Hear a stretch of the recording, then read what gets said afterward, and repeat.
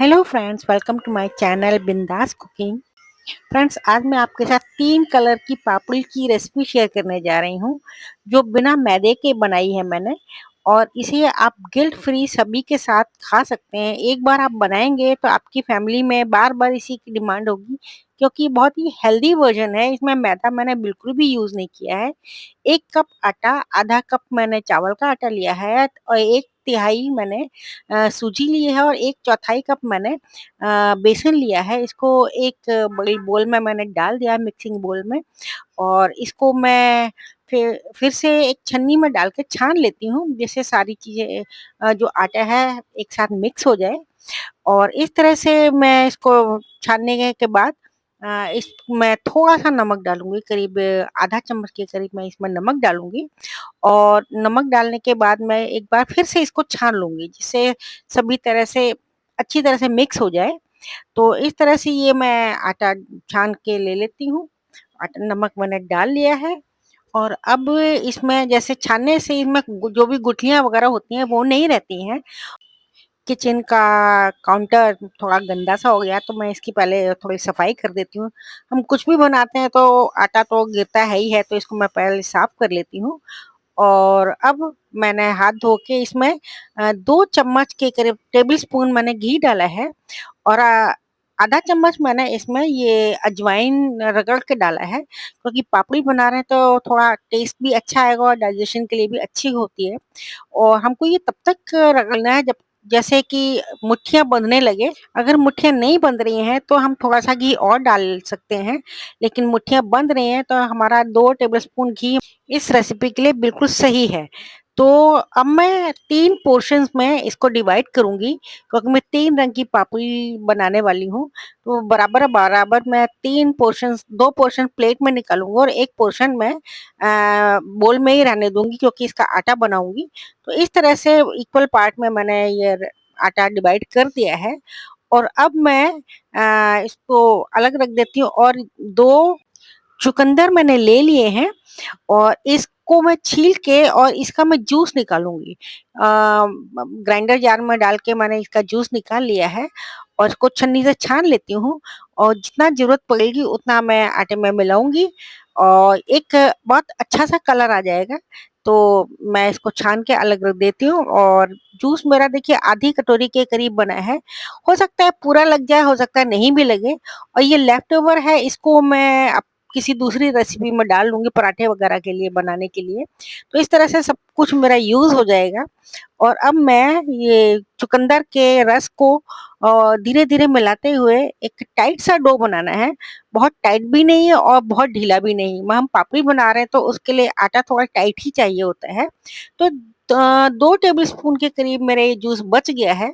ये भी मैं इसको as a morning drink use कर लूँगी। और अब पुदीना और 1 बंच पालक को मैं साफ करके इसका पेस्ट बना लूँगी और उससे मैं ये दूसरा आटा जो है ग्रीन कलर का जो डो बनाऊँगी, इसी से बनाऊँगी। और ये मैंने पुदीने और पालक का पेस्ट बना लिया है और इसको मैं इसमें डाल के और धीरे-धीरे से थोड़ा-थोड़ा ही डालूँगी और उससे मैं ये इसका भी आटा लगा लेती हूँ। आटा उसी तरह से थोड़ा-सा कड़क आटा ही गूँधेगा, तो इस तरह से ये आटा मैं बनाती जा रही हूँ।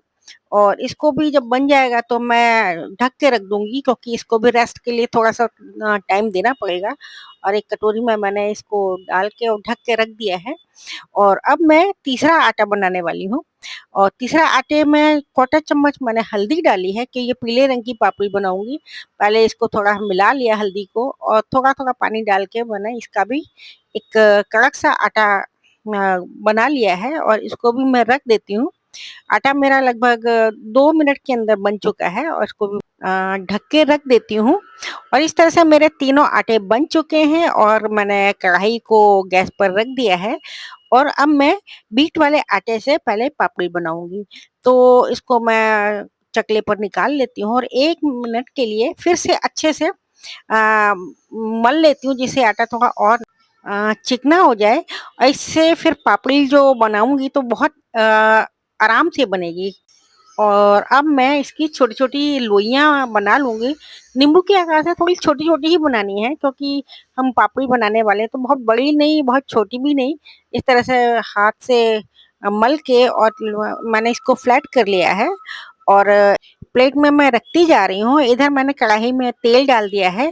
तेल हमको फ्रेश ही लेना चाहिए क्योंकि रीयूज्ड तेल हमको नहीं लेना चाहिए, क्योंकि बार-बार तेल फ्राई करने से इसकी न्यूट्रिएंट वैल्यू कम होती जाती है। इधर मैंने एक पूरी बना ली है और फोर्क से इसको पोक कर दिया है, छेद कर दिए हैं और कुकी कटर से मैंने इसको पापड़ी का शेप दे दिया है। देखिए बहुत ही क्यूट सी लग रही है।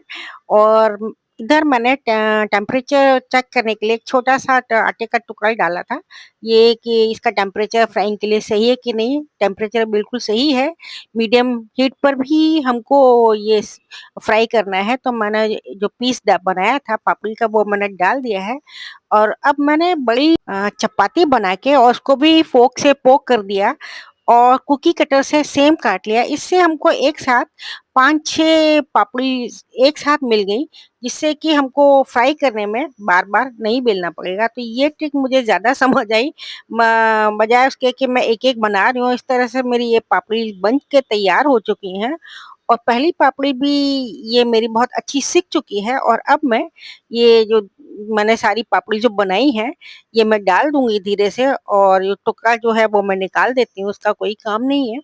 तो इस तरह से मैंने ये पापड़ी जितनी बनाई थी बीट पापड़ी, वो मैंने डाल दी हैं और इसको 2 मिनट के बाद पलट दूँगी, क्योंकि 2 मिनट से पहले अगर हम छेड़ेंगे तो ये तेल में टूट सकती हैं, तो इस बात का हमको ध्यान रखना है।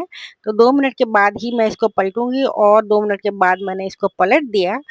ये धीमी आँच पे मेरी ये बीट पापड़ी अच्छे से बन के तैयार हो चुकी हैं और अब मैं पालक वाली पापड़ी बनाऊँगी। बनाने का तरीका अब सेम ही है, एक बड़ी-सी रोटी बनाऊँगी और उसको फिर मैं वही काँटे से इसको पोक करके और कुकी कटर से ऐसे काट लूँगी। तो एक साथ एक बैच में 5-6 पापड़ी बन जाती हैं, तो ये टाइम सेविंग भी होता है और मज़ा भी आता है इसको ऐसे करने में, पोक करने में। तो इस तरह से मैं सारी पापड़ी बनाती जा रही हूँ। आटा मेरा स्टिफ ही था और इससे मैंने ये एक साथ ही पापड़ी बना के तैयार कर ली हैं और इसको भी मैं अब तेल में डाल दूँगी। और फ्रेंड्स मैंने एक छोटी-सी गलती की थी जो मुझे नहीं करनी चाहिए थी। मुझे पेस्ट की बजाय पालक का जूस डालना चाहिए था। आटा गूँथते समय तो पता नहीं चला। इधर मेरी बीट वाली पापड़ी बनके तैयार हो चुकी है, इनको मैं निकाल देती हूँ और प्लेट में अलग रख देती हूँ और देखिए मेरी पापड़ी बनके तैयार हो चुकी है। तो ये बैच मेरा बहुत ही मज़ेदार बन चुका है, बहुत गुलाबी-गुलाबी सी लग रही हैं।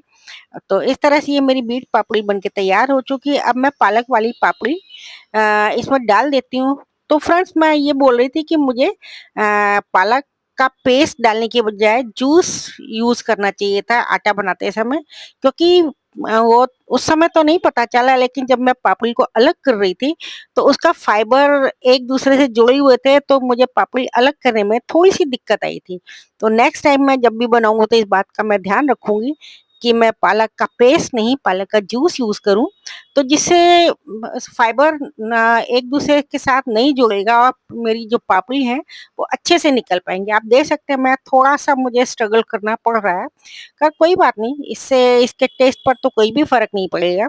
तो मेरी ये पालक पापड़ी करारी होने तक मैं इसको सेकूँगी, मतलब तलूँगी। तो इस तरह से इसको मीडियम हीट पर ही हमको फ्राई करना है, क्योंकि हम तेज़ आँच पर नहीं सेक सकते और बहुत स्लो भी होगी तो ये पापड़ी जो है वो ऑयल सोक कर लेगी, तो बहुत ऑयली-ऑयली हो जाएगी। तो मीडियम हॉट ऑयल में भी हमको सेकनी है। तो अब मैं हल्दी वाली पापड़ी जो है येलो कलर की पापड़ी बनाने जा रही हूँ, क्योंकि वो पालक की पपड़ी तो मेरी बन चुकी है और सिक रही है अभी। तो इधर मैं हल्दी वाली पापड़ी भी मैं बना लेती हूँ और देखने में कितनी क्यूट सी लग रही है और इसकी भी मैंने ये काट के और बना ली है। वही सेम तरीका है। तो इसमें कुछ बार-बार नया नहीं है और ये भी मैंने तेल में डाल दिए फ्राई होने के लिए। और फ्रेंड्स अगर आपको मेरी ये रेसिपी पसंद आई हो तो मेरे चैनल को सब्सक्राइब कीजिएगा, लाइक कीजिएगा, कमेंट कीजिएगा। और ये बिना मैदे की है तो इसको आप कभी भी T time as a snack खा सकते हैं और इसकी पापड़ी चाट बनाकर भी आप खा सकते हैं। तो मेरी सारी 3 रंग की जो पापड़ी है वो बनके तैयार हो चुकी हैं। आप देखिए कितनी सुंदर लग रही हैं और आप इसका क्रंच भी सुन सकते हैं, बहुत ही क्रंची है और एयर टाइट डिब्बे में आप रखेंगे तो कम से कम 10 दिन तक तो ये आराम से चलेगी और वैसे तो टेस्टी इतनी होती है कि नहीं चलती है, आराम से हम लोग कभी भी डिब्बा खोल के खाने बैठ जाते हैं। तो मैं एक नई रेसिपी के साथ आपसे बहुत जल्दी मिलूँगी, तब तक आप मानसून को एन्जॉय कीजिए, मज़े कीजिए और मेरे इंस्टाग्राम और फेसबुक पेज को भी फॉलो कीजिएगा और बस एक बार फिर से यही कहूँगी, मेरे चैनल को सब्सक्राइब कीजिएगा, लाइक कीजिएगा, कमेंट कीजिएगा और बताइए ये रेसिपी आपको कैसी लगी। Thank you.